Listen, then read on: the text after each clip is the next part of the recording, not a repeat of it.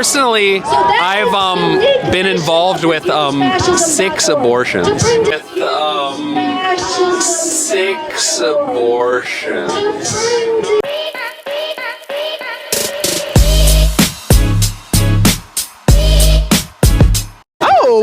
What were you on Netflix? I was on Are You the One on Netflix. It was a top 10 reality show. So okay, to check that out. What were you doing on that show?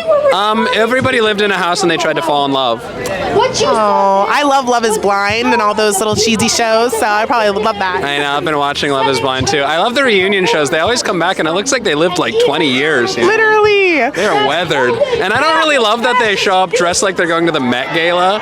It's like, you're on a reunion for like a vaguely trashy show. Yeah. But they're like, hey, it's like Hunger Games in there. So did you fall in love? Kind of. I thought I did. But it's also, I think, because I was stuck inside with nothing else to do. So like, when you have nothing to do but like, you know, there's like no clocks in the house even. So we're like just stuck in there. But yeah, I really liked it, girl. Yeah, so what brings you out here today? The Women's March. I came out to get a bagel and I saw this was going on. So yeah, I wanted to see what people are talking about. And I like talking on the mic too. I like to do... Yeah, I want to talk. They won't let me talk though. I don't know why. They wouldn't let you talk? No, they wouldn't let me talk. Silencing women's voices. I know. At the women's rally. Not fair. I know. Really? So yeah, so I'm out here particularly marching for women in the womb who do not get a voice. Also women outside of the womb. But women in the womb. So what are your thoughts on that? Is that like, so you're saying you're anti-abortion? Yeah. Okay. Yeah, I mean, you know, I kind of, you know, I hear a lot of different things because people will be like, you know, they have souls and stuff, and, you know, I can believe that. But personally, I've been involved with 6 abortions. With 6 abortions. Which is a lot. What do you mean you've been involved? Well, I've had 6 unwanted pregnancies with women. So wow. I know, it's a lot. And yeah, it's a, you know. Do you ever think maybe that the number was getting a little high? Yeah, for sure. But it's also like, I don't know, I guess you think of the alternative of, you know, having a struggling stand-up comedian with, you know, kind of a one-night stand as your father. And, you know, I believe in God and I believe in heaven. So I really believe that there's a much better alternative to life sometimes. I'm not held on to this world in particular because I believe there's God, I believe there's heaven. So I believe if that's where you go, you know, and you probably can go back down if you want. I believe in reincarnation too. I believe that you can stay in heaven for thousands of years as long as you want, and then you can decide to come back down, and it's kind of like a lottery, and they erase your memory, and then you go back down to Earth. So that is a very interesting belief. So yeah, who are you to make that decision though, whether they, you know, get to live, even if heaven might be a better place? Yeah, well, you know, it's a decision I make with the woman. You know, we talk about it, and you know, we both come to the conclusion that yeah, we, you know, plus we're selfish. You know, I'm selfish. I want to continue to, you know, wake up late and get bagels whenever I want. Yeah. So a pro-abortion man literally admitting that, you know, you're selfish, that you use this because you just don't want to have a kid. So did it ever cross your mind maybe you should stop sleeping around, or you know, having maybe unprotected sex if you don't want to have a child?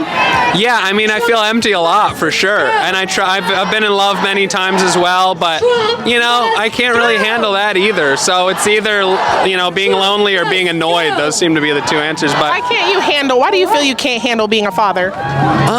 You know, because I can barely hold on to like regular jobs. Like I'm not too great at anything outside of comedy and like video production. I'm pretty good at that. But yeah, I like doing whatever I want, you know. Maybe it's nihilism or hedonism, but you know, I think I have more capacity to do more for others without a child.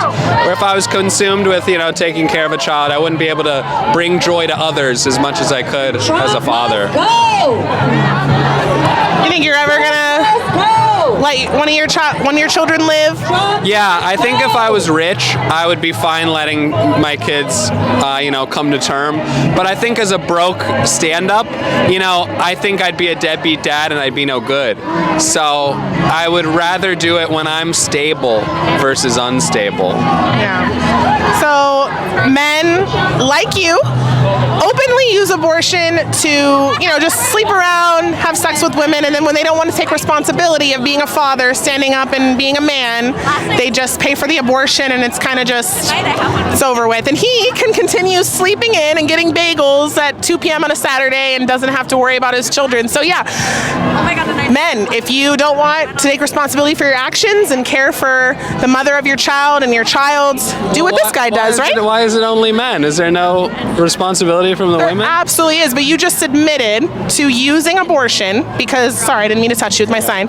You don't want to take responsibility, essentially, for your actions. Well, it's a last resort. I try to be safe and careful, and if that doesn't work... Yeah. No, there's girls who have gotten pregnant on birth control. Yeah. So that's the risk that you take when... Because nothing is 100% except for abstinence. Right. But yeah, that's just really sad. That's 6 human beings, probably little boys and girls. Well, you never know who they could have been. It could have been 6 Hitlers. That's not up to you to decide. Could have been 6 MLKs. It could have been. We'll never know. We'll never know. But maybe the next one. Could have been 6 babies that went to a family that can't have children that are waiting in line. To over 2 million families waiting in line to adopt a child. They are willing to pay thousands and tens of thousands of dollars. 6 babies that could have been just given away. I would have taken them. 2 million people want kids right now, and they can get 2 million families are waiting in line to adopt a baby. But we have so many orphanages. How come they're full of kids? Yeah, the system is broken.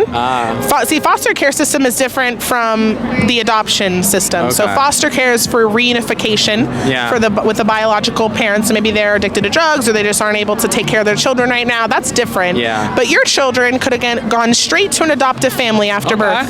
Yeah, well, I'd be fine with that. But, a lot of times the girl doesn't want to carry it to term because it does a toll on them, Do you know that it's a huge amount of the time when the man is supportive and saying that we're going to do this, I don't know how, the woman chooses life. I've tried that before, and I said we should keep it, and she said no. So, the first one, because I lost my virginity at 16 with a condom, and she got pregnant. So my first abortion was when I was 16, and it was a girl in Paris, and I was in LA, and so, I was like, I can't even raise my math grade, I don't know if I can raise a child at 16. So I felt bad about that one, and then the second one, I was 21, and that's when I was like, we should keep it, and she was like, no. So after the second one, by the third time, I was like, I've got this icebox where my heart used to be, got this icebox where my heart used to be, no. So it's like, I don't think singing is your number one specialty either. It's not my specialty? Wait. No, I think you should stick to Netflix shows. I have a music album. Oh. Yeah, 40 tracks.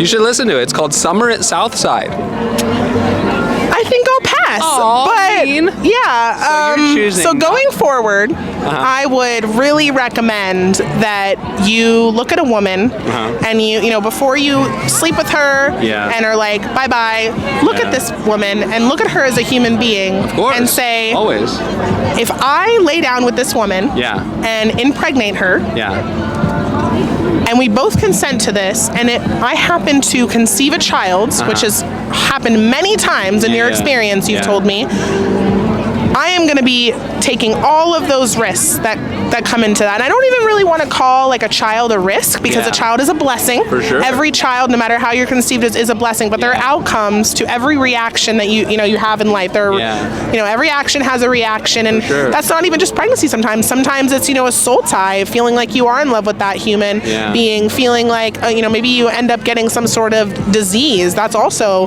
a risk as well. And if you want to have kids one day, you should also be associating yourself with women who also value life and Yeah, there's a lot of women out there as well. I'm agreeing with you that aren't really taking responsibility for their actions. But I think abortion is used as a tool by men a lot of the time to just say, well, they say it's your body, your choice, so here's $300 for an abortion. Peace. Yeah. When, that's a human. Do you not think it's equal choice, or do you think it's mostly men who push it? I think, based on the statistics, when women go get an abortion, over 90% of them feel that they were coerced by their partner or by their family. And I think that's why I mentioned that it's so important to support her and encourage her to choose life, which I'm glad you did for your second child. I'm sorry that did not work out. But, this could have all been prevented if you just were kind of thinking a little bit more before you go and sleep with women. What about people who say stuff like, but can we bring a child into this world we're in right now in this dark time? You think so? Yeah, it's not that dark. We're all walking around here, living our lives. I think it's fine. Yeah. What do you think that we're on the verge of I don't know, people are saying the end of democracy is coming? No, I think as technology gets better and better, it's easier to distract us and consume us. So, as we get better pleasures, we don't care about what's happening around us. So, soon enough we'll all be in some sort of VR pod or whatever, and the world will be burning around us. But, I had sex in a bathroom last night on a first date at 1 a.m. We met at 1 a.m. It was a girl who DM'd me 4 years ago, and we just met today because I happen to be in New York. You just sleep with women who just DM you and you've never met before? If they're pretty. Yeah. There it is, folks. You are the most honest pro-abortion man I've ever met. I really appreciate your honesty, because that's something, honesty is the best policy. Yeah. But also, you said, you believe in God. God says that before I formed you in the womb, I knew you, I set you apart. And he doesn't like murder. He especially doesn't like it when you kill innocent people, the shedding of innocent blood. And every life, like we agreed, is valuable, and nobody is a mistake, even if we don't want them. So we shouldn't, be aborting babies, because maybe they're not wanted. Maybe they're not seen as convenient, but that doesn't change their value. Yeah, I mean, we've got a lot of flaws as humans, and, maybe that's one of mine. But I don't know. I think if I was in a better place life-wise, I'd be more open to that idea. But, I'm doing the best I can, and I have Tourette syndrome. I have a few excuses for, my lifestyle or whatever, but You use Tourette's as an excuse to sleep around and have abortions? Slightly, yeah, because I grew up as a prisoner in my own body, and to finally have freedom over my own dichotomy, I want to do whatever I want, because I'm so tired of being held hostage. Even if it leads to other people dying, because you're not just now affecting your own body and making choices with your own body, when your choices are leading to the destruction of other people's bodies. Yeah, I think I'm thinking of the overall well-being of the life of me and the mother versus the unborn child. Because, and people always try to say, like, oh, it's just a few cells, it's barely anything as it is, right? So, it's a whole life. Even when it's we're just cells. Yeah. We just have more cells, and somebody who weighs more than me has more cells. That doesn't mean I'm less of a human than them. Right, that's a good point, but they're still they can talk and stuff. Not everybody that's born can speak. Okay, true.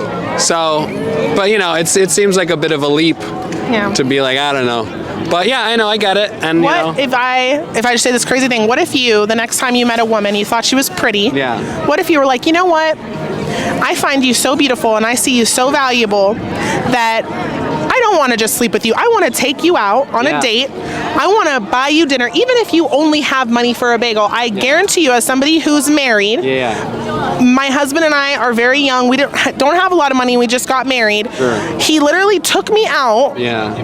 We just took a walk. And I think he bought me a drink or something when we were on the beach. We met on a cruise ship. So he was working and, I was on vacation. He didn't have to buy me, a $5,000 bracelet, tell me he's going to get me all these things. That was more attractive than him saying, I think you're hot, I think you're pretty, I want to sleep with you.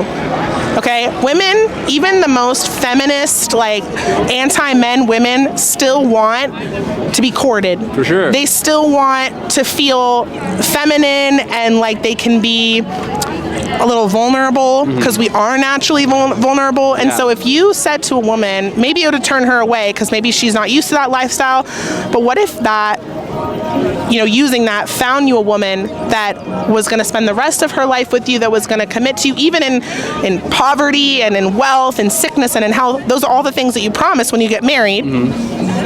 Think about how much better our lives would be if all men and women only associated themselves with people who thought that way. Think about all the abortions that would be avoided. For sure. Well, I've been in love 10 times, and I've almost gotten married many times, and I give people whatever they want. I'm a people pleaser. I want to entertain these guys standing right here. They're listening in. But I've lived with chicks. I'll make dinner for them every night, and I'll do anything they want. I rub their feet after work. I've been a perfect boyfriend and a perfect partner. But after getting heartbroken so many times, I just don't know how much more I can do it. So it's like I go with the flow. I give people what they want. If a girl wants to be wined and dined, I'll give her that. But if she just wants to go out and hook up in a bathroom, I'm fine with that too. So that's not respecting women. It's not respecting yourself, because your body has much more value than just giving it to any old woman that comes along, even if she's pretty. Yeah. There can be very horrible women that are very beautiful. Right. And but, I like giving them what they want. I like to make them happy at whatever cost. So if that's what they want. You're ending innocent lives in the process, which is why it's so destructive. And it's obviously taken a toll on you, because you said, after being heartbroken so many times. Yeah. Well, ultimately, I guess it's, opinions. Yeah, you should protect your manhood and yourself from these women that don't really want to devote themselves to you. Yeah, but society's also made it seem cool if you sleep with more ladies, I reject pretty much everything society says at this point. Okay, yeah, for sure. It's crazy. No, so that's just kind of ingrained in us too, where it's like, and especially growing up with Tourette's and thinking I'd never ever speak to a girl in my life, I'm definitely compensating, where it's like, I'm trying to fill this void. And I also lost my mom when I was young. I'm so sorry. So there's a lot going on in my life where it's like, I feel lost and disconnected. I don't feel part of anything. I don't feel part of any group or whatever. So, I feel very on my own, and, just kind of this lone life. But ultimately, I think I'm pretty happy on a daily basis, and I feel a lot of love inside of me. I try to make people happy. I pray every day, and I think God would be happy with the way I live. Maybe besides those things, but God forgives. If you ask Him, He's got to do it because He's perfect. So as long as I genuinely ask for forgiveness, He's going to let me up there. Yeah, but we shouldn't just do things against God's word just because we know He's going to forgive us. That's a little bit of an abuse of power there. But you have a very good vibe. Yeah. I think that you are a very great person. Oh, thank you. And you're very nice, and I think that you're valuable despite all the things that you've gone through. That's very traumatic, growing up different and losing a parent. Like, I can't imagine that. But I want you to know that you can break through all those chains, all those barriers, and you can live a good life, and respect others, even though you've gone through those things. So I hope you know that. Thanks. Yeah, I try to tell myself too. But, it's hard because we measure everything based off of success and social standing. So it's like, even if I'm doing decent things to people on a daily basis, you're like, I didn't get any views today, or I didn't make enough money today, or I don't know, something didn't go right. So, we get held down by small things, but ultimately, I think as long as you kind of live with a positive purpose and you give more back than you take, I think ultimately everything will be all right. Yeah, you know what success is? It's committing yourself. Success is committing yourself to one person for the rest of your life, saying no matter what we go through, it's you and me.